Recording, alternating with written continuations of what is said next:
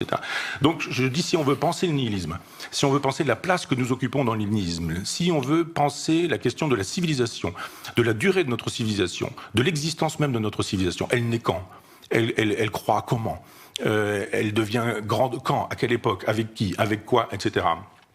XIIe siècle, prenez une carte de l'Europe et regardez le nombre des abbayes cisterciennes qui se créent au XIIe siècle. C'est extraordinaire. Vous voyez une espèce de floraison sur la totalité de l'Europe et vous vous dites, bah oui, civilisation chrétienne. C'est moi, l'athée, qui vous le dis, notre civilisation est chrétienne. C'est même sidérant qu'on soit obligé de le dire. Dire aujourd'hui notre civilisation est chrétienne, c'est tout de suite passer pour un fasciste qui, etc. Mais non, c'est un fait. C'est un fait d'évidence. Et on construit quoi aujourd'hui ?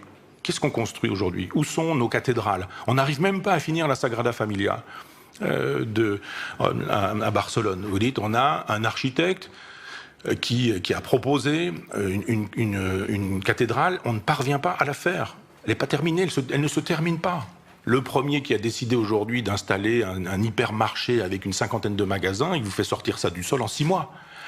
Donc il y a effectivement des choses qui nous permettent de voir que notre civilisation s'effondre, est effondrée, ne va pas bien. Et alors je ne le dis pas en disant soyons réactionnaires, du genre restaurons un ordre ancien, c'était mieux avant, etc., etc. Je dis juste qu'il faut constater que les civilisations marquent leur époque dans un temps, dans une géographie, dans une histoire, et que ça disparaît. Voilà, il y a eu justement, je parlais tout à l'heure, Assur, Sumer, Babylone, etc. On a eu les Grecs, on a eu les Romains, on a eu l'Europe. L'Europe, ça démarre avec Constantin, 4e siècle après Jésus-Christ, et ça s'effondre. Bon, je ne vais pas donner le détail de décadence, j'y travaille, mais je veux dire, ça s'effondre, il y a des processus particuliers qui montrent pourquoi, quand, comment ça s'effondre, et puis à un moment donné où effectivement on voit que nous ne créons plus rien, nous ne produisons plus rien, et que nous sommes dans un nihilisme généralisé. On écrit des romans à l'époque du Nouveau Roman où Alain Aube-Grillet nous dit « pas de personnage, pas de psychologie, pas d'intrigue ». On nous fait de la musique avec du silence, les 4 minutes 33 de silence de John Cage. On nous fait du cinéma sans images, Guy Debord.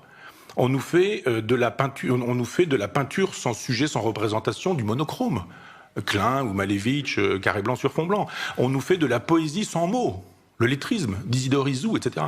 Donc vous regardez, il y a effectivement eu, après 14-18, une espèce d'augmentation du nihilisme avec le surréalisme qui a joué ce rôle-là, etc. Alors évidemment, si vous dites une chose pareille, on est tout de suite un réactionnaire, mais on voit bien comment cette invitation à tout détruire, de Tzara, Dada d'abord, puis ensuite de Breton, mais il y avait aussi avant le futurisme et Marinetti, comment tout ça accompagne, ça ne produit pas, mais ça accompagne, on obéit au fameux Zeitgeist de Hegel, l'esprit du temps.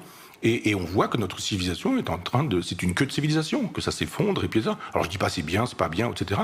Je le constate en disant que nous ne pourrons comprendre le sens du nihilisme dans lequel nous nous trouvons que quand nous aurons compris que cette civilisation est en bout de course, parce qu'elle ne produit plus rien. Et c'est ainsi. Et une civilisation, c'est vivant, c'est une espèce de corps vivant, et il est normal qu'on fasse son deuil un jour de quelque chose qui n'existe plus. Donc d'autres civilisations sont prêtes. L'islam, qui est une civilisation déterritorialisée, mais peut-être aussi l'Inde, mais peut-être aussi la Chine, et qui sont des continents avec des spiritualités. L'islam, c'est une spiritualité, l'Inde c'en est une, la Chine c'en est une autre, confucianisme et taoïsme.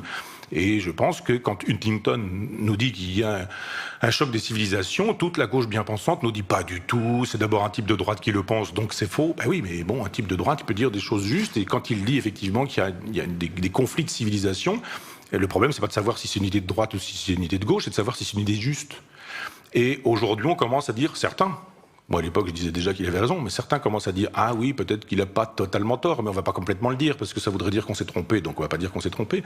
Mais oui, il y a des blocs, ce sont des blocs de spiritualité, les blocs de spiritualité supposent des religions, et la courbe de notre civilisation épouse la courbe du christianisme, et l'espèce de fatigue du christianisme va avec la fatigue de notre civilisation, et nous en sommes là. Donc il nous reste pas grand-chose à faire. Je prends souvent l'exemple du Titanic qui coule. Je dis juste grand sourire, soyons élégants, et puis buvons des bons vins avec des gens qu'on aime, et le bateau coule, et ça sert à rien de vouloir mettre des rustines.